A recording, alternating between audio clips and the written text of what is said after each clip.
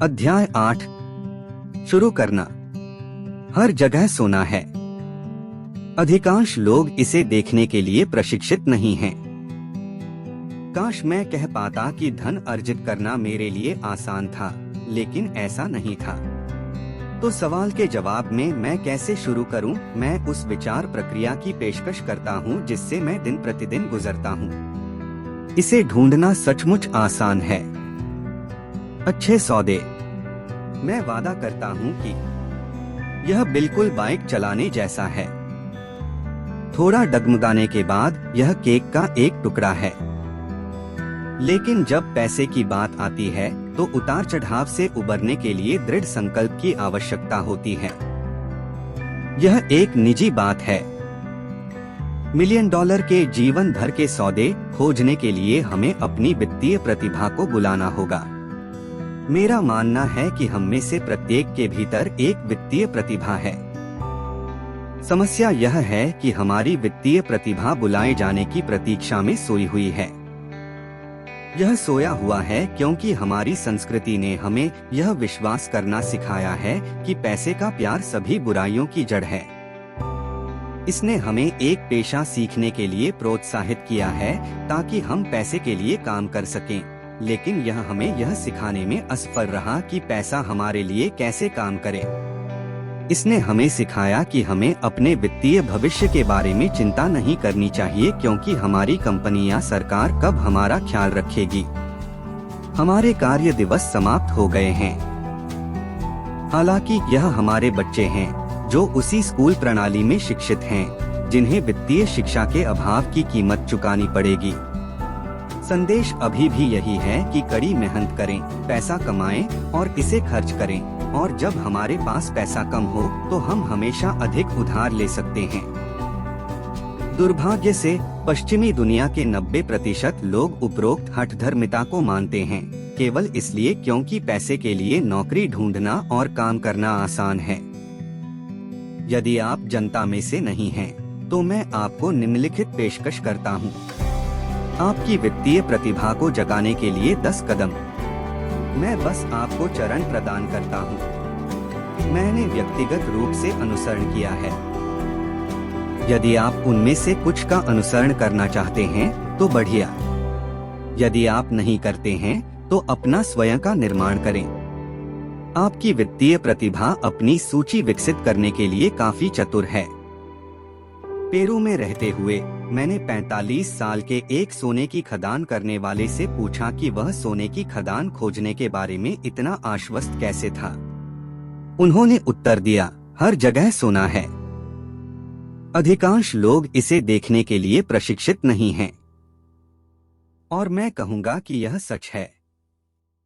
Real estate में मैं बाहर जा सकता हूं और एक दिन में 4 या 5 बड़े संभावित सौदे लेकर आ सकता हूं, जबकि औसत व्यक्ति बाहर जाएगा और एक ही पड़ोस में देखने पर भी उसे कुछ नहीं मिलेगा। इसका कारण यह है कि उन्होंने अपनी वित्तीय प्रतिभा विकसित करने के लिए समय नहीं निकाला है। मैं आपको आपकी ईश्वर प्रदत्त शक्तियों को विकसित करने की एक प्रक्रिया के रूप में निम्नलिखित 10 चरणों की पेशकश करता हूँ। ऐसी शक्तियाँ जिन पर केवल आपका नियंत्रण है। 1. वास्तविकता से भी बड़ा कारण खोजें, आत्मा की शक्ति। यदि आप अधिकांश लोगों से पूछें कि क्या वे अमीर बनना चाहेंगे या आर्थिक रूप से स्वतंत्र होना चाहेंगे, तो वे हाँ कहेंगे। लेकिन फिर वास्तविकता सामने आती है। सड़क बहुत लंबी लगती है और चढ़ने के लिए बहुत सारी पहाड़ियां हैं। केवल पैसे के लिए काम करना और अतिरिक्त रकम अपने ब्रोकर को सौंप देना आसान है। मैं एक बार एक युवा महिला से मिला जिसका अमेरिकी ओलंपिक टीम के लिए तैराकी का सपना था। हकीकत तो यह थी कि स्कूल जाने से पहले उसे रोज सुबह 4 बजे उठकर 3 घंटे तक तैरना पड़ता था। शनिवार की रात उसने अपने दोस्तों के साथ पार्टी नहीं की। उसे अन्य लोगों की तरह ही पढ़ाई करनी थी और अपने ग्रेड ऊपर रखने थे। जब मैंने उससे पूछा कि उसकी अतिमानवीय महत्वाकांक्षा और बलिदान को किसने बढ़ावा दिया, तो उसने बस इतना कहा, मैं इसे अपने लिए और उन लोगों के लिए करती हूँ जिन्हें मैं प्यार करती हूँ। यह प्यार ही है जो मुझे बाधाओं और बलिदानों से पार दिलाता है। एक कारण या उद्देश्य चाहता है और नहीं चाहता का एक संयोजन है। जब लोग मुझसे पूछते हैं कि अमीर बनने की मेरी इच्छा का कारण क्या है, तो मैं उन्हें बताता हूँ कि यह गहरी भावनात्मक चाहों और नहीं चाहता का एक संयोजन है। मैं कुछ की सूची बनाऊंगा। सबसे पहले नहीं चाहते, क्योंकि वे चाहते हैं बनाते हैं। मैं जीवन भर काम नहीं करना चाहता। मैं वह नहीं चाहता जो मेरे माता पिता चाहते थे, जो नौकरी की सुरक्षा और उपनगरों में एक घर था। मुझे कर्मचारी बनना पसंद नहीं है। मुझे इस बात से नफरत थी कि मेरे पिताजी हमेशा मेरे फुटबॉल खेल को मिस करते थे, क्योंकि वह अपने करियर पर काम करने में बहुत व्यस्त थे। मुझे इससे नफरत थी जब मेरे पिता ने जीवन भर कड़ी मेहनत की और उनकी मृत्यु के बाद सरकार ने उनकी मेहनत का अधिकांश हिस्सा ले लिया। जिस चीज के लिए उसने इतनी मेहनत की थी, वह उसे दे भी नहीं पाया था कि उसकी मृत्यु हो गई। अमीर ऐसा नहीं करते। वे कड़ी मेहनत करते हैं और इसे अपने बच्चों को सौंपते हैं। अब चाहता है मैं दुनिया की यात्रा करने और अपनी पसंदीदा जीवन शैली जीने के लिए स्वतंत्र होना चाहता हूँ। ऐसा करते समय मैं जवान रहना चाहता हूँ। मुझे चाहिए बस मुक्त होने के लिए। मैं अपने समय और अपने जीवन पर नियंत्रण चाहता हूँ। मैं चाहता हूँ कि पैसा मेरे लिए काम करे। वे मेरे गहरे भावनात्मक कारण हैं। तुम्हारे क्या हैं? यदि वे पर्याप्त रूप से मजबूत नहीं हैं, तो आगे की सड़क की वास्तविकता खराब हो सकती है। अपने कारणों से महान बनो। मैंने पैसे खोए हैं और कई बार पीछे हट गया हूँ, लेकिन ये गहरे भावनात्मक कारण थे जिन्होंने मुझे खड़ा रहने और आगे बढ़ने में मदद की। मैं 40 साल की उम्र तक आजाद होना चाहता था, लेकिन इसमें मुझे बहुत समय लग गया। मैं 47 साल का था। रास्ते में कई सीखने के अनुभव मिले। जैसा कि मैंने कहा, काश मैं कह पाता कि यह आसान था। यह नहीं था, लेकिन ऐसा नहीं था। वह भी कठिन। मैंने सीखा है कि बिना किसी मजबूत कारण या उद्देश्य के जीवन में कुछ भी कठिन है। यदि आपके पास कोई मजबूत कारण नहीं है, तो आगे बढ़ने का कोई मतलब नहीं है। यह बहुत ज्यादा काम जैसा लगेगा। 2 दैनिक चुनाव करें। पसंद की शक्ति। पसंद ही वह मुख्य कारण है जिसके कारण लोग स्वतंत्र देश में रहना चाहते हैं। हम चुनने की शक्ति चाहते हैं। आर्थिक रूप से हमारे हाथ में आने वाले प्रत्येक डॉलर के साथ हम अपना भविष्य चुनने की शक्ति रखते हैं। अमीर, गरीब या मध्यम वर्ग बनना। हमारी खर्च करने की आदतें दर्शाती हैं कि हम कौन हैं। गरीब लोगों की खर्च करने की आदतें खराब होती हैं। एक लड़के के रूप में मुझे यह फायदा हुआ कि मुझे लगातार मोनोपोली खेलना पसंद था। किसी ने मुझे नहीं बताया कि मोनोपोली केवल बच्चों के लिए है, इसलिए मैं वयस्क के रूप में ही गेम खेलता रहा। मेरे एक अमीर पिता भी थे जिन्होंने मुझे संपत्ति और देनदारी के बीच अंतर बताया। इसलिए बहुत समय पहले एक छोटे लड़के के रूप में मैंने अमीर बनना चुना था और मैं यह जानता था। मुझे बस संपत्ति, वास्तविक संपत्ति अर्जित करना सीखना था। मेरे सबसे अच्छे दोस्त माइक को एक परिसंपत्ति कॉलम सौंपा गया था, लेकिन उसे अभी भी चुनना था। इसे रखना सीखना। कई अमीर परिवार अगली पीढ़ी में अपनी संपत्ति सिर्फ इसलिए खो देते हैं क्योंकि उनकी संपत्ति का अच्छा प्रबंधक बनने के लिए किसी को प्रशिक्षित नहीं किया गया था। अधिकांश लोग अमीर न बनना चुनते हैं।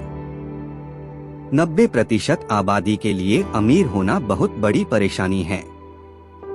इसलिए वे ऐसी कहावतें गढ़ते हैं, मुझे पैसे में कोई दिलचस्पी नहीं है, मैं कभी अमीर नहीं बनूंगा, मुझे चिंता करने की जरूरत नहीं है, अभी तो मैं जवान हूँ, जब मैं कुछ पैसे कमा लूंगा तब मैं अपने भविष्य के बारे में सोचूंगा। मेरे पति पत्नी वित्त संभालते हैं उन बयानों के साथ समस्या यह है कि वे उस व्यक्ति को दो चीजों के बारे में सोचने से वंचित कर देते हैं जो ऐसे विचारों को चुनना चाहता है। एक है समय, जो आपकी सबसे कीमती संपत्ति है। दूसरा है सीखना। पैसा न होना सीखने न पाने का बहाना नहीं होना चाहिए, लेकिन यह एक ऐसा विकल्प है जिसे हम सभी प्रतिदिन चुनते हैं। यह चुनाव कि हम अपने समय, अपने पैसे और अपने दिमाग में क्या डालते हैं, के साथ क्या करते हैं। यही पसंद की शक्ति है। हम सभी के पास विकल्प है। मैं सिर्फ अमीर बनना चुनता हूँ और मैं यह चुनाव हर दिन करता हूँ। सबसे पहले शिक्षा में निवेश करें। वास्तव में आपके पास एकमात्र वास्तविक संपत्ति आपका दिमाग है, सबसे शक्तिशाली उपकरण जिस पर हमारा प्रभुत्व है। हम में से हर एक के पास यह विकल्प होता है कि हम बड़े होने के बाद अपने मस्तिष्क में क्या रखें। आप टीवी देख सकते हैं, गोल्फ पत्रिकाएं पढ़ सकते हैं या सिरेमिक कक्षा या वित्तीय नियोजन पर कक्षा में जा सकते हैं। आप चुनते हैं। अधिकांश लोग निवेश के बारे में जानने के लिए पहले निवेश करने के बजाय बस निवेश खरीद लेते हैं। मेरे एक मित्र के अपार्टमेंट में हाल ही में चोरी हो गई। चोरों ने उसका इलेक्ट्रॉनिक्स सामान ले लिया और सारी किताबें छोड़ दी। और हम सभी के पास वही विकल्प है। 90% आबादी टीवी सेट खरीदती है और केवल 10% ही व्यावसायिक पुस्तकें खरीदते हैं। तो मैं क्या करूं? मैं सेमिनारों में जाता हूं। मुझे यह पसंद है जब वे कम से कम 2 दिन लंबे होते हैं, क्योंकि मैं खुद को किसी विषय में डुबो देना पसंद करता हूं। 1973 में मैं टीवी पर इस आदमी को देख रहा था जो बिना किसी शुल्क के रियल एस्टेट कैसे खरीदा जाए, इस पर 3 दिवसीय सेमिनार का विज्ञापन कर रहा था। मैंने $385 खर्च किए और उस कोर्स से मुझे अधिक नहीं तो कम से कम $2 मिलियन हुई। लेकिन इससे भी महत्वपूर्ण बात यह है कि इसने मेरे लिए जीवन खरीदा। उस एक कोर्स के कारण मुझे जीवन भर काम नहीं करना पड़ेगा। मैं हर साल कम से कम 2 ऐसे पाठ्यक्रमों में जाता हूँ। मुझे सीडी और ऑडियो पुस्तकें पसंद हैं, कारण मैंने जो अभी सुना उसकी मैं आसानी से समीक्षा कर सकता हूँ। मैं एक निवेशक को कुछ ऐसा कहते हुए सुन रहा था जिससे मैं पूरी तरह असहमत था। अहंकारी और आलोचनात्मक बनने के बजाय मैं बस उस 5 मिनट की अवधि को कम से कम 20 बार सुना, शायद इससे भी अधिक।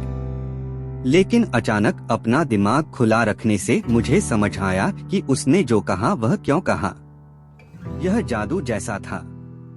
मुझे ऐसा लगा जैसे मेरे पास हमारे समय के सबसे महान निवेशकों में से एक के दिमाग में एक खिड़की है। मुझे उनकी शिक्षा और अनुभव के विशाल संसाधनों के बारे में जबरदस्त जानकारी मिली। शुद्ध परिणाम, मेरे पास अभी भी वही पुराना तरीका है जो मैं सोचता था, और अब मेरे पास उसी समस्या या स्थिति को देखने का एक नया तरीका है। मेरे पास किसी समस्या या प्रवृत्ति का विश्लेषण करने के 2 तरीके हैं, और वह अमूल्य है। आज मैं अक्सर कहता हूँ, डोनाल्ड ट्रंप या वॉरेन बफेट या जॉर्ज सोरोस यह कैसे करेंगे। उनकी विशाल मानसिक शक्ति तक पहुँचने का एकमात्र तरीका यह है कि वे जो कहना चाहते हैं उसे पढ़ने या सुनने के लिए पर्याप्त विनम्र रहें। अभिमानी या आलोचनात्मक लोग अक्सर कम आत्मसम्मान वाले लोग होते हैं जो जोखिम लेने से डरते हैं। ऐसा इसलिए है क्योंकि यदि आप कुछ नया सीखते हैं तो आपकी आवश्यकता होती है आपने जो सीखा है उसे पूरी तरह से समझने के लिए गलतियां करना। यदि आपने यहाँ तक पढ़ा है तो अहंकार आपकी समस्याओं में से एक नहीं है। अहंकारी लोग विशेषज्ञों को शायद ही कभी पढ़ते या सुनते हैं। उन्हें ऐसा क्यों करना चाहिए? वे ब्रह्मांड का केंद्र हैं। ऐसे बहुत से बुद्धिमान लोग हैं जो तब बहस करते हैं या बचाव करते हैं जब कोई नया विचार उनके सोचने के तरीके से टकराता है। इस मामले में अहंकार के साथ संयुक्त उनकी तथाकथित बुद्धि अज्ञानता के बराबर है। हम में से हर कोई ऐसे लोगों को जानता है जो उच्च शिक्षित हैं या मानते हैं कि वे स्मार्ट हैं, लेकिन उनकी बैलेंस शीट एक अलग तस्वीर पेश करती है। एक सच्चा बुद्धिमान व्यक्ति नए विचारों का स्वागत करता है, क्योंकि नए विचार अन्य संचित विचारों के तालमेल को बढ़ा सकते हैं। बात करने से ज्यादा महत्वपूर्ण है सुनना। यदि यह सच नहीं होता तो भगवान ने हमें 2 कान और केवल 1 मुंह नहीं दिया होता। बहुत से लोग नए विचारों और संभावनाओं को आत्मसात करने के लिए सुनने के बजाय अपने मुंह से सोचते हैं। वे प्रश्न पूछने के बजाय बहस करते हैं। मैं अपनी संपत्ति पर लंबा नजरिया रखता हूँ। मैं इसकी सदस्यता नहीं लेता। अधिकांश लॉटरी खिलाड़ियों या कैसीनो जुआरियों में जल्दी अमीर बनने की मानसिकता होती है। मैं स्टॉक के अंदर और बाहर जा सकता हूँ, लेकिन मैं शिक्षा पर लंबे समय से निर्भर हूँ। यदि आप हवाई जहाज उड़ाना चाहते हैं, तो मैं पहले प्रशिक्षण लेने की सलाह देता हूँ। मैं उन लोगों को देखकर हमेशा हैरान रह जाता हूँ जो स्टॉक या रियल एस्टेट खरीदते हैं, लेकिन कभी भी अपनी सबसे बड़ी संपत्ति अपने दिमाग में निवेश नहीं करते हैं। सिर्फ इसलिए कि आपने 1 या 2 घर खरीद लिए, आपको रियल एस्टेट का विशेषज्ञ नहीं बना दिया जाता। 3 मित्र सावधानी से चुने। संगति की शक्ति। सबसे पहले मैं अपने दोस्तों को उनके वित्तीय विवरणों के आधार पर नहीं चुनता। मेरे ऐसे दोस्त हैं जिन्होंने वास्तव में गरीबी का व्रत लिया है, और ऐसे दोस्त भी हैं जो हर साल लाखों कमाते हैं। मुद्दा यह है कि मैं उन सभी से सीखता हूँ। अब मैं स्वीकार करूँगा कि ऐसे लोग हैं जिनकी मैंने वास्तव में तलाश की है क्योंकि उनके पास पैसा था। लेकिन मैं उनके पैसे के पीछे नहीं था, मैं उनका ज्ञान जानना चाह रहा था। कुछ मामलों में ये लोग जिनके पास पैसा था वे प्रिय मित्र बन गए हैं। मैंने देखा है कि मेरे पैसे वाले दोस्त पैसे के बारे में बात करते हैं। वे ऐसा डींगे हाँकने के लिए नहीं करते। वे इस विषय में रुचि रखते हैं। इसलिए मैं उनसे सीखता हूँ और वे मुझसे सीखते हैं। मेरे दोस्त जो गंभीर वित्तीय संकट में हैं, उन्हें पैसे, व्यवसाय या निवेश के बारे में बात करना पसंद नहीं है। वे अक्सर इसे असभ्य या गैर बौद्धिक समझते हैं। इसलिए मैं अपने उन दोस्तों से भी सीखता हूँ जो आर्थिक रूप से संघर्ष करते हैं। मुझे पता है कि क्या नहीं करना है। मेरे कई मित्र हैं जिन्होंने अपने छोटे से जीवन काल में $1 अरब से अधिक की कमाई की है। वे तीनों एक ही घटना की रिपोर्ट करते हैं। उनके दोस्त जिनके पास पैसे नहीं थे, वे कभी उनसे यह पूछने नहीं आए कि उन्होंने यह कैसे किया। लेकिन वे 2 चीजों में से एक या दोनों मांगने आते हैं, ऋण या नौकरी। चेतावनी, गरीब या डरे हुए लोगों की बात न सुने। मेरे ऐसे दोस्त हैं, और हालांकि मैं उनसे बहुत प्यार करता हूँ, वे जीवन के चिकन लिटर। उनके लिए जब पैसे की बात आती है, खासकर निवेश की, तो हमेशा यही होता है, आसमान गिर रहा है, आसमान गिर रहा है। वे आपको हमेशा बता सकते हैं कि कोई चीज काम क्यों नहीं करेगी। समस्या क्या लोग उनकी बात सुनते हैं? लेकिन जो लोग दुर्भाग्य और निराशा की जानकारी को आंख मूंदकर स्वीकार कर लेते हैं, वे भी चिकन लिटल। जैसा कि पुरानी कहावत है, एक पंख वाले पक्षी एक साथ झुंड में आते हैं। यदि आप टीवी पर बिजनेस चैनल देखते हैं, तो उनमें अक्सर तथाकथित विशेषज्ञों का एक पैनल होता है। एक विशेषज्ञ कहेगा कि बाजार गिरने वाला है, और दूसरा कहेगा कि इसमें उछाल आने वाला है। यदि आप होशियार हैं, तो आप दोनों की बात सुनते हैं। अपना दिमाग खुला रखें, क्योंकि दोनों के पास वैध बिंदु हैं। दुर्भाग्य से अधिकांश गरीब लोग चिकन लिटल हैं। मेरे कई करीबी दोस्त मुझसे किसी सौदे या निवेश के बारे में बात करने की कोशिश कर रहे हैं। कुछ समय पहले एक मित्र ने मुझे बताया कि वह उत्साहित था क्योंकि उसे 6% जमा प्रमाण पत्र मिला था। मैंने उससे कहा कि मैं 16% कमाता हूँ। राज्य सरकार से अगले दिन उसने मुझे एक लेख भेजा कि मेरा निवेश खतरनाक क्यों है। मुझे कई वर्षों से 16% मिलता रहा है और उसे अब भी 6% मिलता है। मैं कहूंगा कि धन निर्माण के बारे में सबसे कठिन चीजों में से एक है खुद के प्रति सच्चा होना और भीड़ के साथ न जाने के लिए तैयार रहना। ऐसा इसलिए है क्योंकि बाजार में आमतौर पर देर से आने वाली भीड़ को ही मार दिया जाता है। यदि कोई बड़ी डील पहले पन्ने पर है तो ज्यादातर मामलों में बहुत देर हो चुकी होती है। नए सौदे की तलाश करें। जैसा कि हम सर्फर के रूप में कहा करते थे, हमेशा एक और लहर होती है। जो लोग जल्दी करते हैं और देर से लहर पकड़ते हैं, वे ही आमतौर पर नुकसान उठाते हैं। स्मार्ट निवेशक बाजार के लिए समय निर्धारित नहीं करते। यदि वे एक लहर चूक जाते हैं, तो वे अगली लहर की खोज करते हैं और खुद को स्थिति में ले आते हैं। अधिकांश निवेशकों के लिए यह कठिन है क्योंकि जो चीज लोकप्रिय नहीं है उसे खरीदना भयावह है। डरपोक निवेशक भीड़ के साथ चलने वाली भेड़ की तरह होते हैं, या उनका लालच उन्हें तब पकड़ लेता है जब बुद्धिमान निवेशक पहले ही अपना लाभ ले चुके होते हैं और आगे बढ़ चुके होते हैं। बुद्धिमान निवेशक कोई निवेश तब खरीदते हैं जब वह लोकप्रिय न हो। वे जानते हैं कि उनका मुनाफा तब होता है जब वे खरीदते हैं, न कि जब वे बेचते हैं। वे धैर्यपूर्वक प्रतीक्षा करते हैं। जैसा कि मैंने कहा, वे बाजार के लिए समय निर्धारित नहीं करते। एक सर्फर की तरह वे अगले बड़े उछाल के लिए स्थिति में आ जाते हैं। यह सब अंदरूनी कारोबार है। अंदरूनी व्यापार के ऐसे रूप हैं जो अवैध हैं, और अंदरूनी व्यापार के ऐसे रूप भी हैं जो कानूनी हैं। लेकिन किसी भी तरह से यह अंदरूनी व्यापार है। एकमात्र अंतर यह है, आप अंदर से कितनी दूर हैं।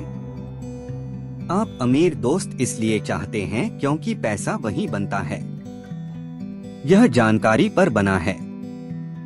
आप अगले उछाल के बारे में सुनना चाहते हैं, अंदर आना चाहते हैं और अगले उछाल से पहले बाहर निकल जाना चाहते हैं। मैं यह नहीं कह रहा हूं कि इसे अवैध रूप से करें, लेकिन जितनी जल्दी आप जान लेंगे, न्यूनतम जोखिम के साथ लाभ की संभावना उतनी ही बेहतर होगी। दोस्त होते ही इसलिए हैं, और वह है वित्तीय बुद्धिमत्ता। 4. एक सूत्र में महारत हासिल करें और फिर एक नया सीखें। शीघ्रता से सीखने की शक्ति। रोटी बनाने के लिए प्रत्येक बेकर एक नुस्खा अपनाता है, भले ही वह केवल उनके दिमाग में ही क्यों न हो। पैसा कमाने के लिए भी यही सच है। हम में से अधिकांश लोगों ने यह कहावत सुनी है, आप वही हैं जो आप खाते हैं, मेरा झुकाव अलग है। मैं कहता हूँ, आप जो पढ़ते हैं वही बन जाते हैं। दूसरे शब्दों में, सावधान रहें कि आप क्या सीखते हैं, क्योंकि आपका दिमाग इतना शक्तिशाली है कि आप वही बन जाते हैं जो आप अपने दिमाग में डालते हैं। उदाहरण के लिए, यदि आप खाना बनाना सीखते हैं तो आप खाना पकाने की ओर प्रवृत्त होते हैं। यदि आप अब रसोइया नहीं बनना चाहते तो आपको कुछ और अध्ययन करने की आवश्यकता है। जब पैसे की बात आती है तो आमतौर पर लोगों के पास एक बुनियादी सूत्र होता है जो उन्होंने स्कूल में सीखा है, और वह यह है, पैसे के लिए काम करें। मैं दुनिया में जो प्रमुख फॉर्मूला देखता हूँ वह यह है कि हर दिन लाखों लोग उठते हैं, काम पर जाते हैं, पैसा कमाते हैं, बिलों का भुगतान करते हैं, चेकबुक बैलेंस करते हैं, कुछ म्यूचुअल फंड खरीदते हैं और काम पर वापस चले जाते हैं। यही मूल सूत्र या नुस्खा है। यदि आप जो कर रहे हैं उससे थक गए हैं या आप पर्याप्त कमाई नहीं कर रहे हैं, तो यह केवल उस फॉर्मूले को बदलने का मामला है जिसके माध्यम से आप पैसा कमाते हैं। कई साल पहले जब मैं 26 साल का था, मैंने रियल एस्टेट फौजदारी कैसे खरीदे नामक एक सप्ताहांत कक्षा ली थी। मैंने एक सूत्र सीखा।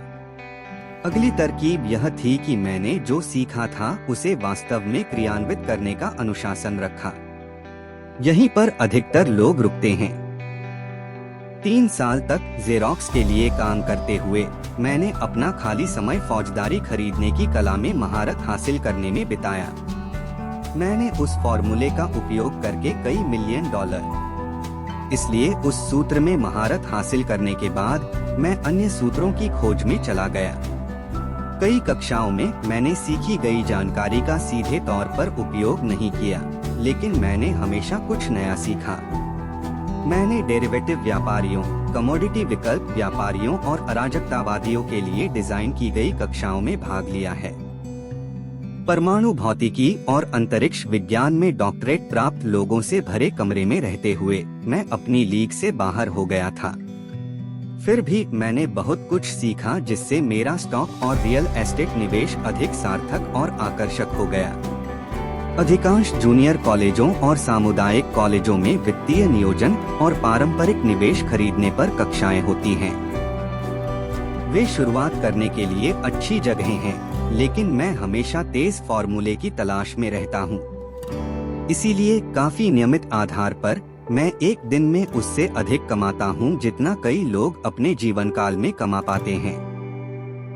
दूसरा पक्ष नोट, आज की तेजी से बदलती दुनिया में आप जो जानते हैं वह अब उतना मायने नहीं रखता, क्योंकि अक्सर आप जो जानते हैं वह पुराना होता है। यह इस बात पर निर्भर करता है कि आप कितनी तेजी से सीखते हैं। वह कौशल अमूल्य है। यदि आप चाहें तो आटा बनाने के लिए तेज फॉर्मूले व्यंजनों को ढूंढना अमूल्य है। पैसे के लिए कड़ी मेहनत करना गुफाओं में रहने वाले लोगों के समय में पैदा हुआ एक पुराना फॉर्मूला है। 5 पहले स्वयं को भुगतान करें। आत्मानुशासन की शक्ति। यदि आप स्वयं पर नियंत्रण नहीं पा सकते तो अमीर बनने का प्रयास न करें। निवेश करने, पैसा कमाने और उसे उड़ा देने का कोई मतलब नहीं है। यह आत्मानुशासन की कमी है, जिसके कारण अधिकांश लॉटरी विजेता जल्द ही दिवालिया हो जाते हैं। लाखों जीतना। यह आत्मानुशासन की कमी है, जिसके कारण जिन लोगों को वेतन मिलता है वे तुरंत बाहर निकल जाते हैं और नई कार खरीदते हैं या क्रूज पर जाते हैं। यह कहना मुश्किल है कि 10 चरणों में से कौन सा सबसे महत्वपूर्ण है, लेकिन सभी चरणों में से इस चरण में महारत हासिल करना संभवतः सबसे कठिन है, यदि यह पहले से ही आपके मेकअप का हिस्सा नहीं है। मैं यह कहने का साहस करूंगा कि व्यक्तिगत आत्मानुशासन अमीर, गरीब और मध्यम वर्ग के बीच सबसे महत्वपूर्ण कारक है। सीधे शब्दों में कहें तो जिन लोगों में कम आत्मसम्मान और वित्तीय दबाव के प्रति कम सहनशीलता होती है वे कभी अमीर नहीं हो सकते। जैसा कि मैंने कहा, मेरे अमीर पिता से एक सीख यह मिली कि दुनिया आपको इधर-उधर धकेल देगी। दुनिया लोगों को इधर-उधर धकेलती है, इसलिए नहीं कि दूसरे लोग बदमाश हैं, बल्कि इसलिए कि व्यक्ति में आंतरिक नियंत्रण और अनुशासन का अभाव है। जिन लोगों में आंतरिक दृढ़ता की कमी होती है वे अक्सर उन लोगों के शिकार बन जाते हैं जिनमें आत्मानुशासन होता है। जिन उद्यमी कक्षाओं में मैं पढ़ाता हूँ, मैं लोगों को लगातार याद दिलाता हूँ कि वे अपने उत्पाद, सेवा या विजेट पर ध्यान केंद्रित न करें, बल्कि ध्यान केंद्रित करें।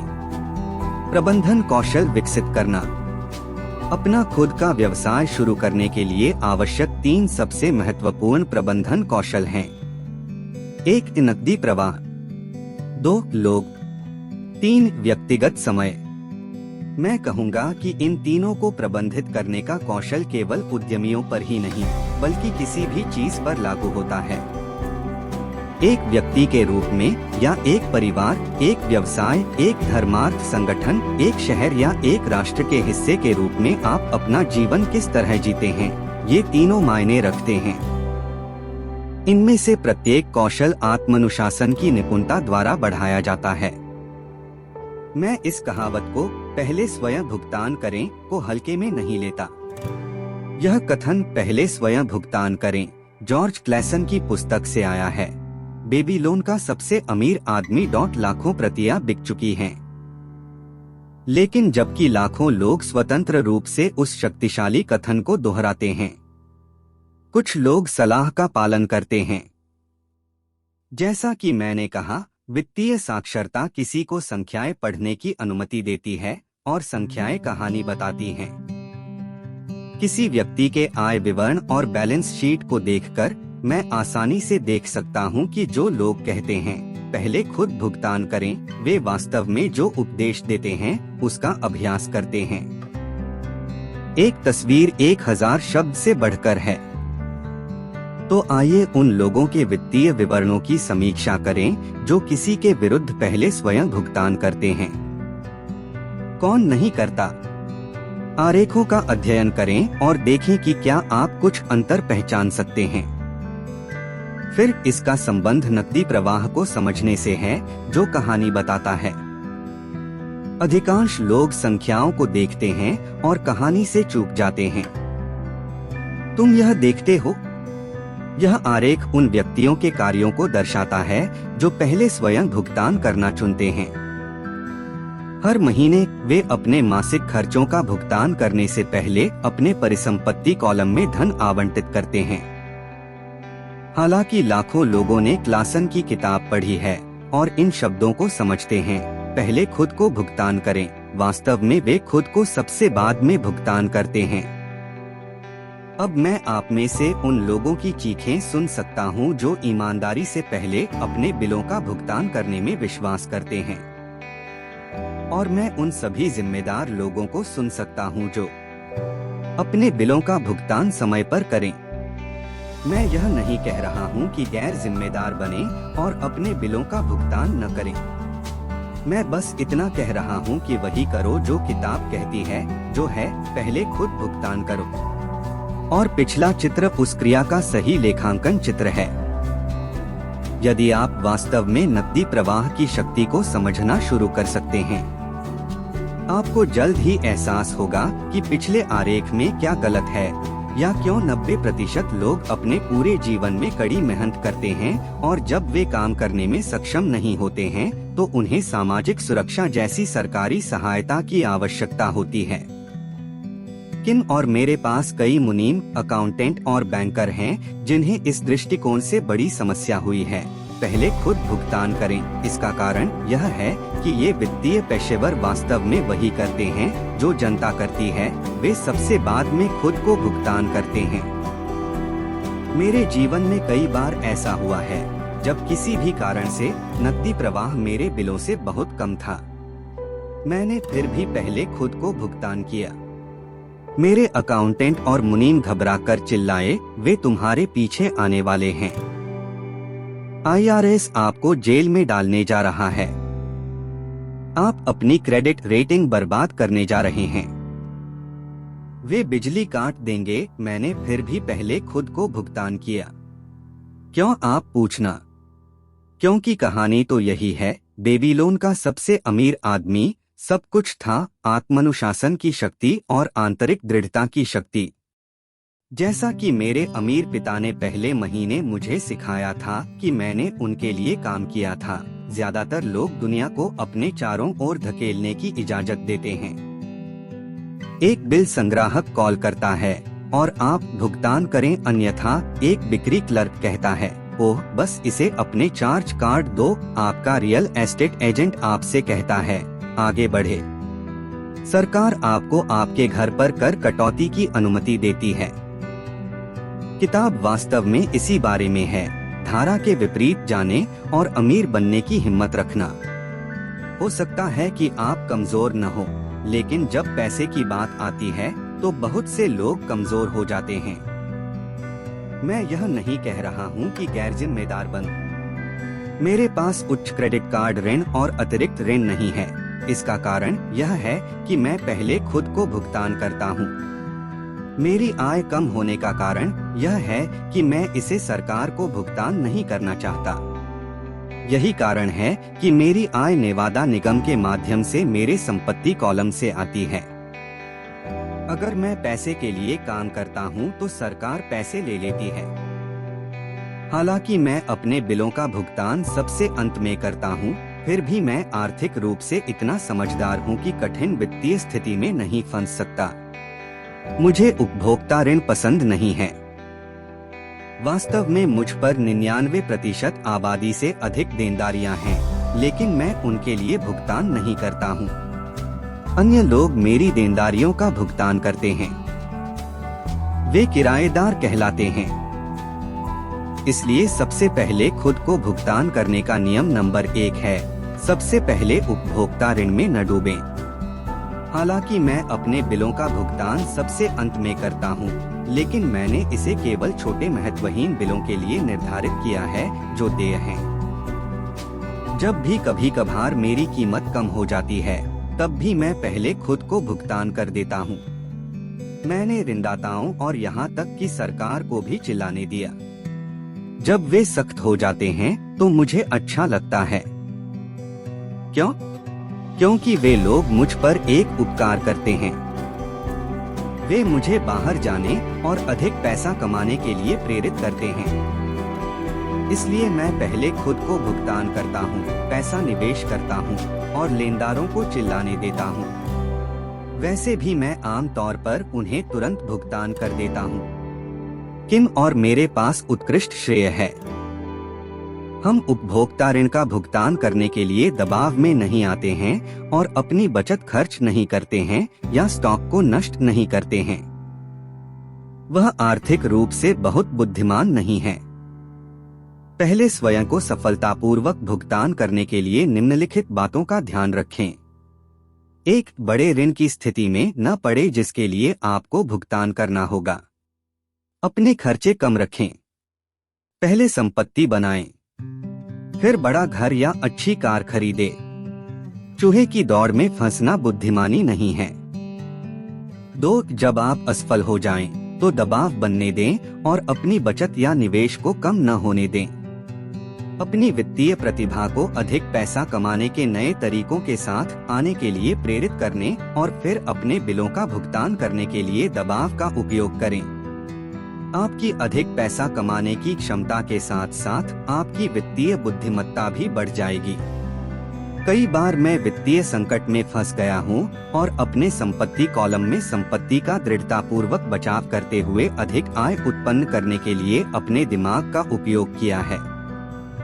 मेरा मुनीम चिल्लाया और छिपने के लिए गोता लगाया, लेकिन मैं क्लिफोर्ड एसेक्स की रक्षा करने वाले एक अच्छे सैनिक की तरह था। गरीब लोगों की आदतें खराब होती हैं।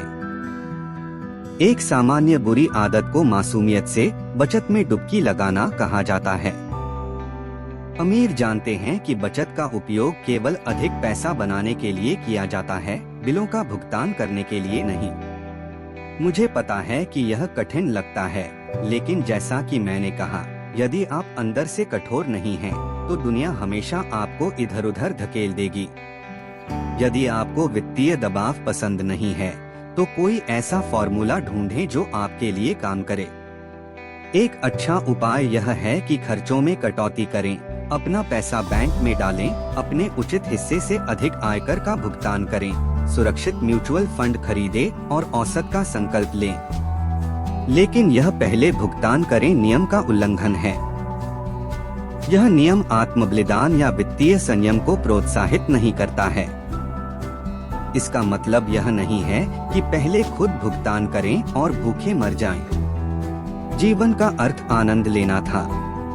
यदि आप अपनी वित्तीय प्रतिभा का आह्वान करते हैं, तो आप जीवन की सभी अच्छाइयाँ पा सकते हैं, अमीर बन सकते हैं और बिलों का भुगतान कर सकते हैं।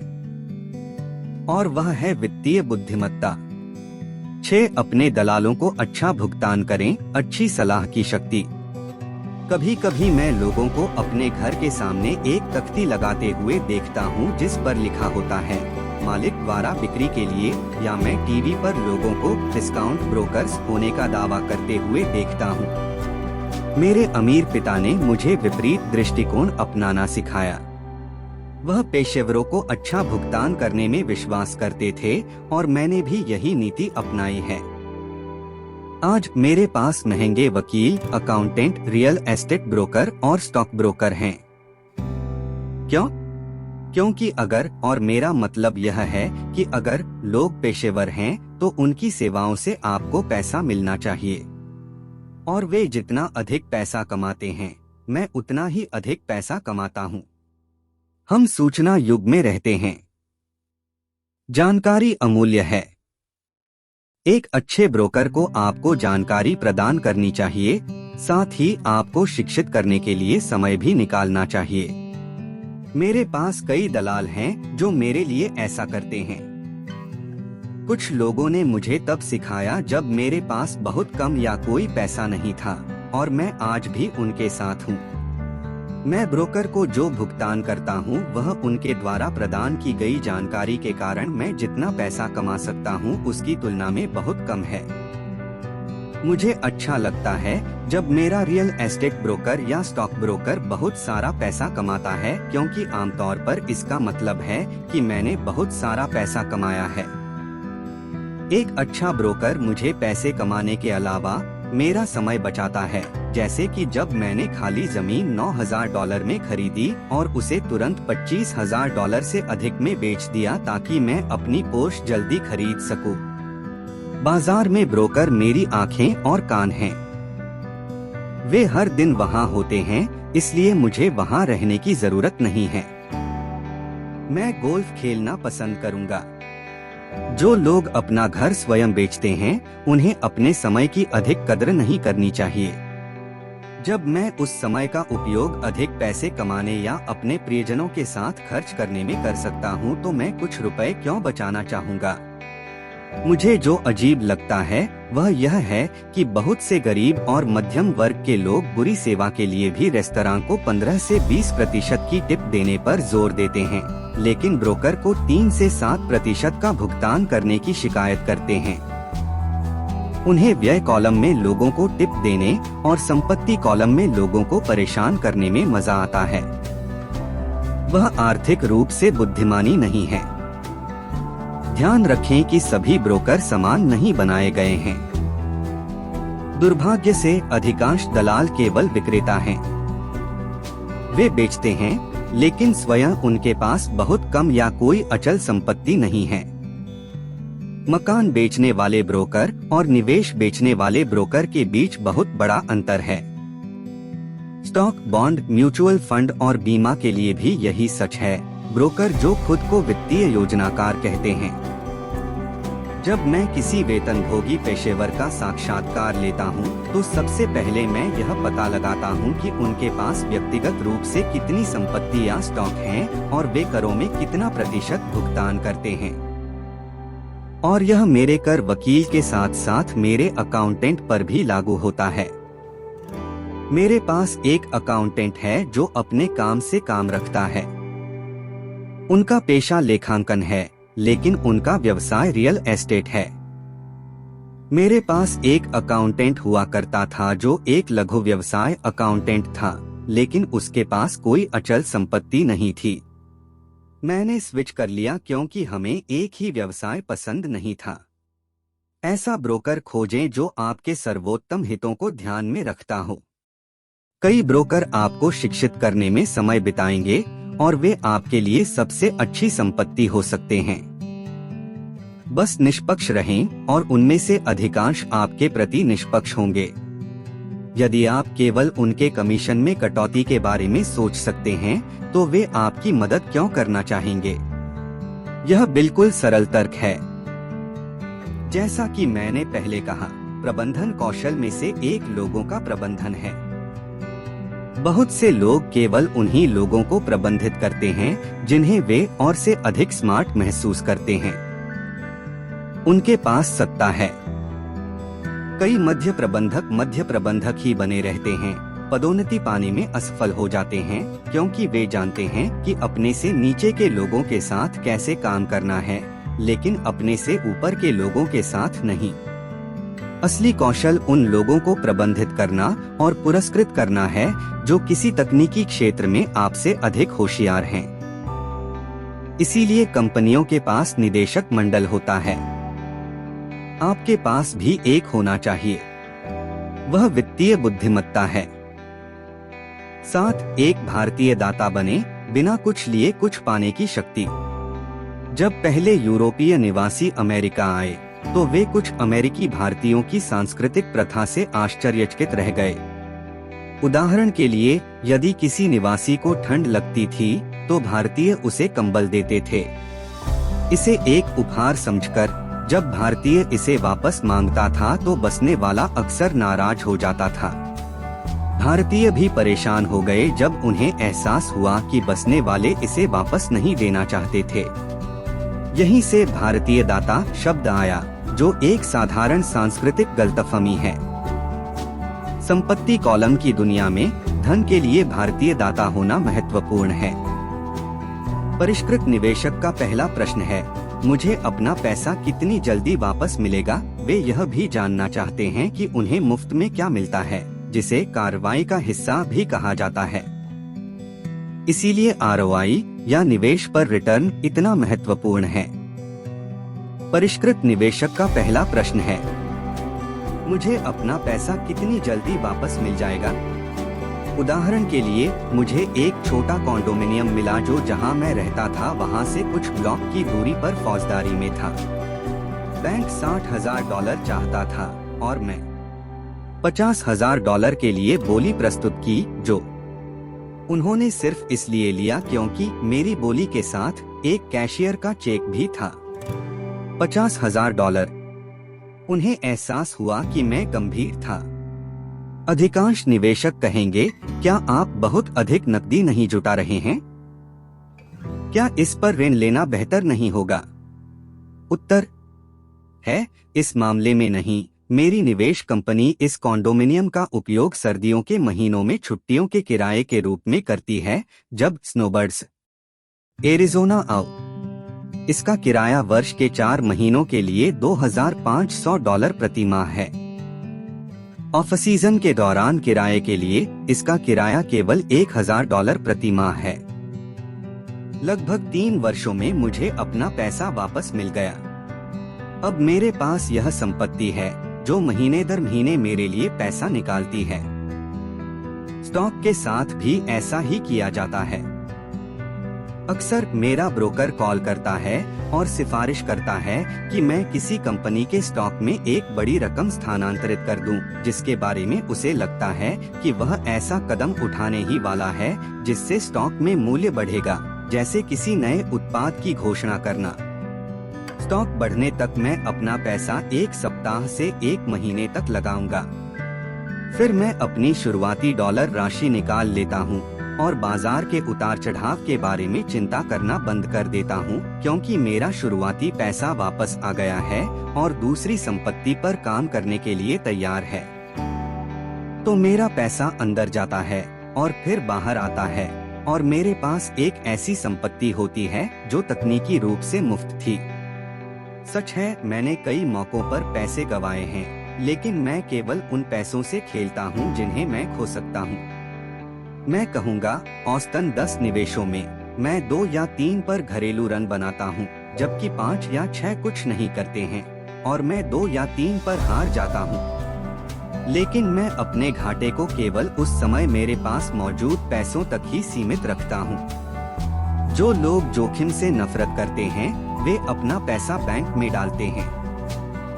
लंबे समय में सुरक्षित बचत न करने से बेहतर है, लेकिन आपका पैसा वापस मिलने में काफी समय लग जाता है और ज्यादातर मामलों में आपको इसके साथ कुछ भी मुफ्त में नहीं मिलता है। मेरे प्रत्येक निवेश पर कुछ न कुछ लाभ जरूर होना चाहिए, कुछ न कुछ मुफ्त, जैसे एक कॉन्डोमिनियम, एक मिनी स्टोरेज, मुफ्त जमीन का एक टुकड़ा, एक घर, स्टॉक शेयर या एक कार्यालय भवन।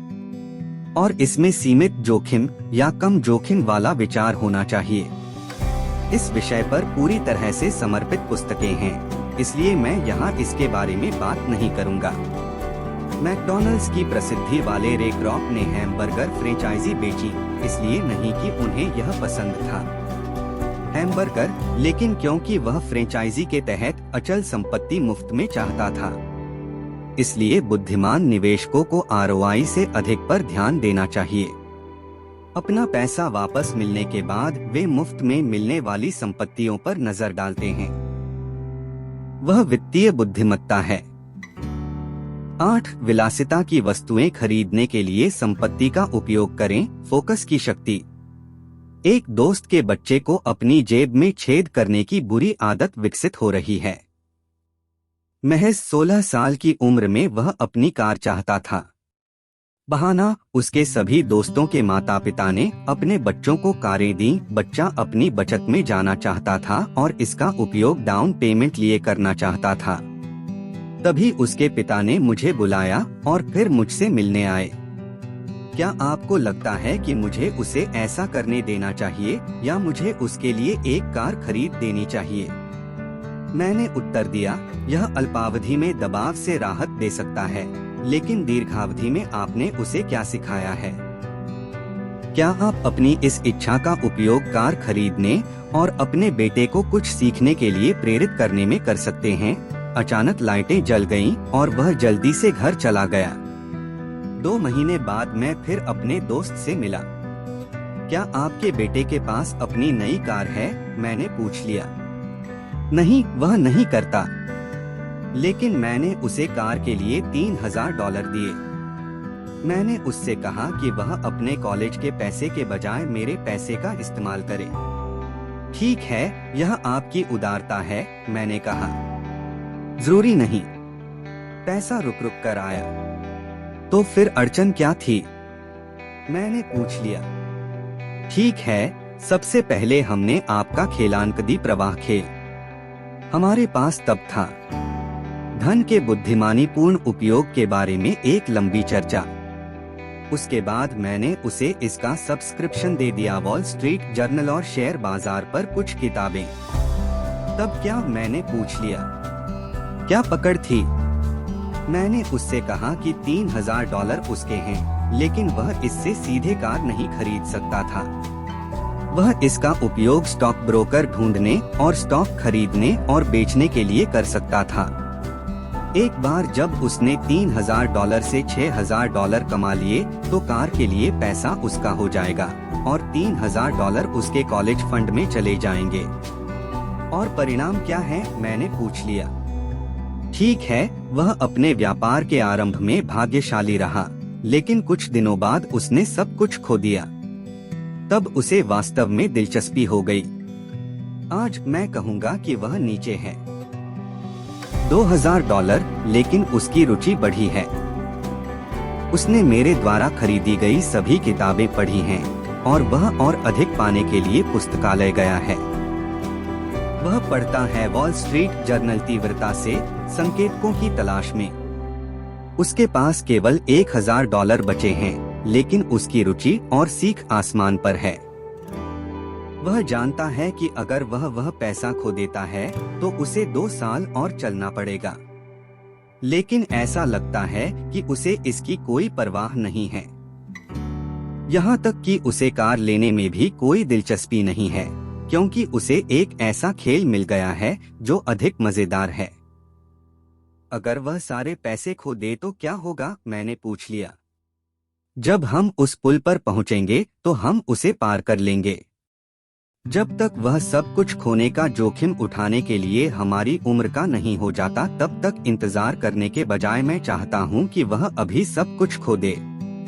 और इसके अलावा वह उसकी शिक्षा पर अब तक खर्च किए गए सबसे अच्छे $3000 हैं।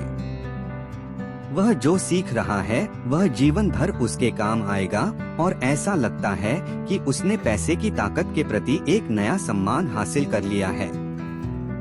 जैसा कि मैंने पहले कहा, यदि कोई व्यक्ति आत्मानुशासन की शक्ति में महारत हासिल नहीं कर सकता है तो अमीर बनने की कोशिश न करना ही सबसे अच्छा है। मैं ऐसा इसलिए कह रहा हूँ क्योंकि हालांकि परिसंपत्ति कॉलम से नकदी प्रवाह विकसित करने की प्रक्रिया सिद्धांत रूप में आसान है, लेकिन पैसे को सही उपयोग के लिए निर्देशित करने की मानसिक दृढ़ता कठिन है। बाहरी प्रलोभनों के कारण आज के उपभोक्ता संसार में व्यय कॉलम से पैसा उड़ा देना बहुत आसान है। कमजोर मानसिक दृढ़ता के साथ वह पैसा कम से कम प्रतिरोध के रास्ते पर बह जाता है। यही गरीबी और आर्थिक संघर्ष का कारण है। निम्नलिखित उदाहरण अधिक पैसा कमाने के लिए धन को निर्देशित करने के लिए आवश्यक वित्तीय बुद्धिमत्ता को दर्शाता है। यदि हम वर्ष की शुरुआत में 100 लोगों को $10,000 देते हैं तो मेरा मानना है कि वर्ष के अंत में 80 के पास कुछ नहीं बचेगा। वास्तव में कई लोगों ने नई कार, रेफ्रिजरेटर, इलेक्ट्रॉनिक्स या छुट्टी पर डाउन पेमेंट अधिक कर्ज बना लिया होगा। 16 ने उस $10,000 में 5 से 10% की वृद्धि की होगी। 4 ने इसे बढ़ाकर $20,000 या लाखों में कर दिया होगा। हम कोई पेशा सीखने के लिए स्कूल जाते हैं ताकि हम पैसे के लिए काम कर सकें। मेरी राय है कि यह सीखना भी उतना ही महत्वपूर्ण है कि पैसा आपके लिए कैसे काम करे। मुझे अपनी विलासिता उतनी ही पसंद है जितनी किसी और को। अंतर यह है कि मैं उन्हें उधार पर नहीं खरीदता। यह जोन्सिस के साथ बने रहने का जाल है। जब मैं पोर्शे खरीदना चाहता था तो आसान रास्ता यह होता कि मैं अपने बैंकर को बुलाता और ऋण प्राप्त करता। देनदारी कॉलम पर ध्यान केंद्रित करने के बजाय मैंने परिसंपत्ति कॉलम पर ध्यान केंद्रित करने का विकल्प चुना। एक आदत के रूप में मैं अपनी वित्तीय प्रतिभा को निवेश करने के लिए प्रेरित करने और प्रेरित करने के लिए उपभोग करने की अपनी इच्छा का उपयोग करता हूँ। आज अक्सर हम पैसा बनाने पर ध्यान केंद्रित करने के बजाय जो चीजें हम चाहते हैं उन्हें पाने के लिए पैसे उधार लेने पर ध्यान केंद्रित करते हैं। अल्पावधि में यह आसान है, लेकिन दीर्घावधि में कठिन है। यह एक बुरी आदत है जो एक व्यक्ति के रूप में और एक राष्ट्र के रूप में हम में शामिल हो गई है। याद रखें, आसान रास्ता अक्सर कठिन हो जाता है और कठिन रास्ता अक्सर आसान हो जाता है। जितनी जल्दी आप खुद को और अपने प्रियजनों को पैसे का मालिक बनने के लिए प्रशिक्षित कर सकें, उतना बेहतर होगा। पैसा एक शक्तिशाली शक्ति है। दुर्भाग्य से लोग पैसे की ताकत का इस्तेमाल अपने खिलाफ करते हैं। यदि आपकी वित्तीय बुद्धि कम है तो पैसा आपके चारों ओर दौड़ेगा। यह आपसे ज्यादा स्मार्ट होगा। यदि पैसा आपसे अधिक होशियार है तो आप जीवन भर इसके लिए काम करते रहेंगे। पैसे का स्वामी बनने के लिए आपको उससे अधिक होशियार होने की आवश्यकता है। फिर पैसा वैसा ही करेगा जैसा कहा जाएगा। यह आपकी बात मानेगा। आप इसके गुलाम बनने के बजाय इसके मालिक बन जाएंगे। वह वित्तीय बुद्धिमत्ता है। 9 नायक चुने मिथक की शक्ति। जब मैं बच्चा था, मैं विली मेस, हैंक आरोन और योगी बेरा की बहुत प्रशंसा करता था। वे मेरे हीरो थे और मैं बिल्कुल उनके जैसा बनना चाहता था। मैंने उनके बेसबॉल कार्डों को संजो कर रखा। मैं उनके आंकड़े, RBI, ERA, उनकी बल्लेबाजी औसत, उन्हें कितना भुगतान मिला और वे छोटी लीगों से कैसे आगे आए, सब जानता था। 9 साल के बच्चे के रूप में जब मैं बल्लेबाजी करने के लिए आगे बढ़ता था या पहला बेस या कैचर खेलता था तो मैं नहीं था। मैंने दिखावा किया कि मैं एक प्रसिद्ध बेसबॉल खिलाड़ी हूँ। यह हमारे सीखने के सबसे शक्तिशाली तरीकों में से एक है और हम अक्सर वयस्कों के रूप में इसे खो देते हैं। हमने अपने नायकों को खो दिया। आज मैं अपने घर के पास छोटे बच्चों को बास्केटबॉल खेलते हुए देखता हूँ। कोर्ट पर वे छोटे जॉनी नहीं हैं। वे अपने पसंदीदा बास्केटबॉल हीरो होने का नाटक कर रहे हैं। नायकों की नकल करना या उनका अनुकरण करना ही सच्ची शक्ति सीखना है। जैसे जैसे मैं बड़ा होता जा रहा हूँ, मेरे पास नए नायक हैं। मेरे पास गोल्फ हीरो हैं और मैं उनके स्विंग्स की नकल करता हूँ और उनके बारे में जो कुछ भी पढ़ सकता हूँ उसे पढ़ने की पूरी कोशिश करता हूँ। मेरे पास Donald Trump, Warren Buffett, Peter Lynch, George Soros और जिम रोजर्स जैसे हीरो भी हैं। मैं उनके आंकड़े वैसे ही जानता हूँ जैसे मैं अपने बचपन के बेसबॉल नायकों के ERA और RBI को जानता था। मैं वॉरेन बफेट का अनुसरण करता हूँ और उनके दृष्टिकोण के बारे में जो कुछ भी मैं पढ़ सकता हूँ उसे पढ़ता हूँ।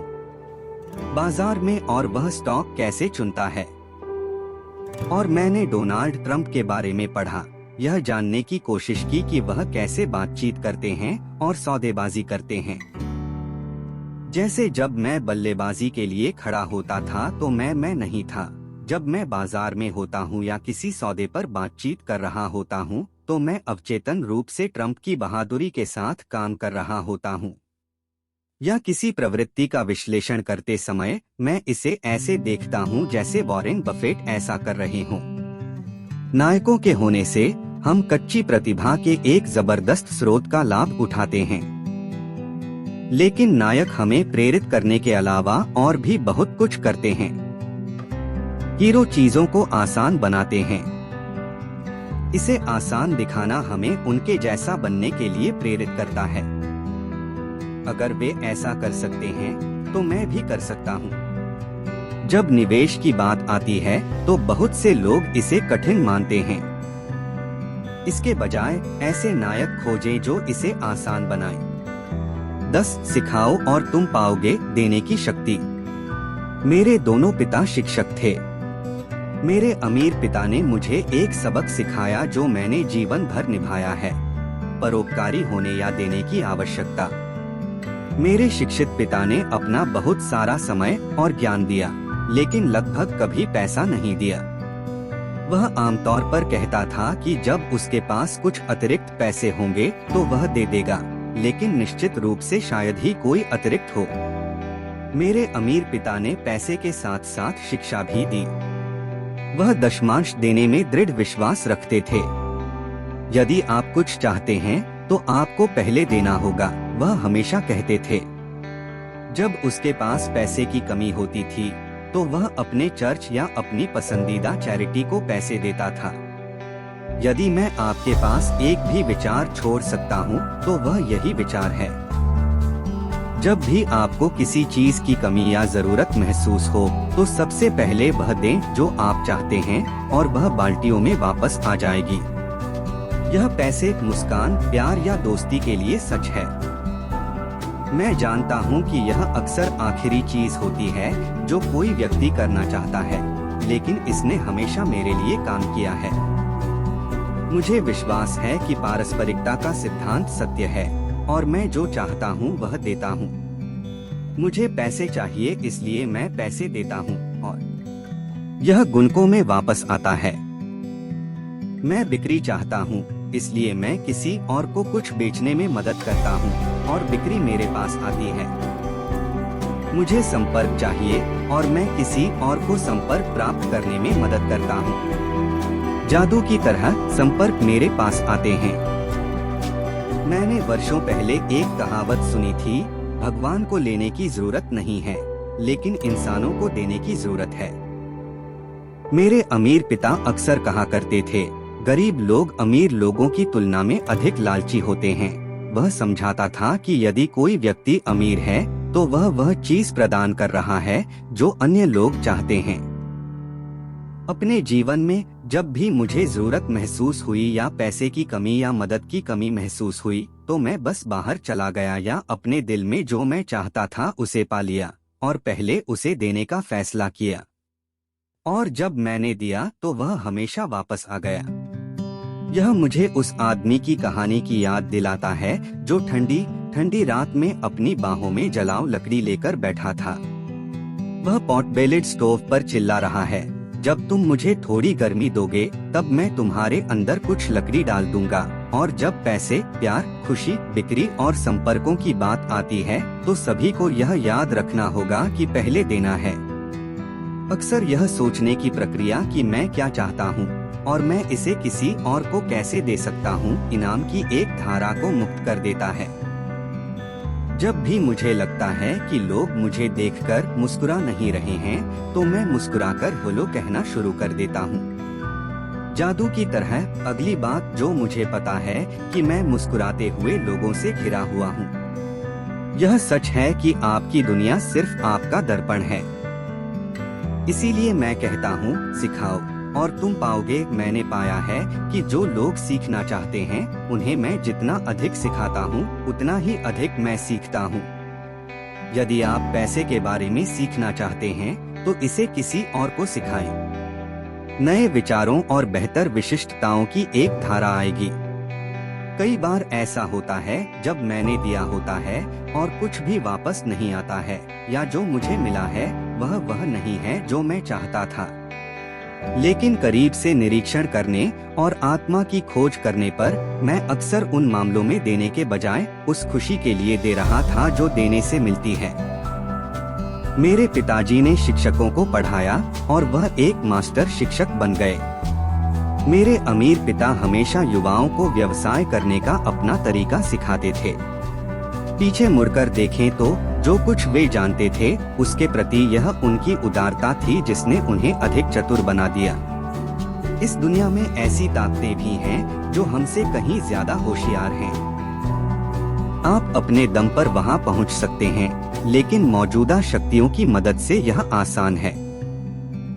आपके पास जो कुछ है उसके प्रति आपको केवल उदार होने की आवश्यकता है।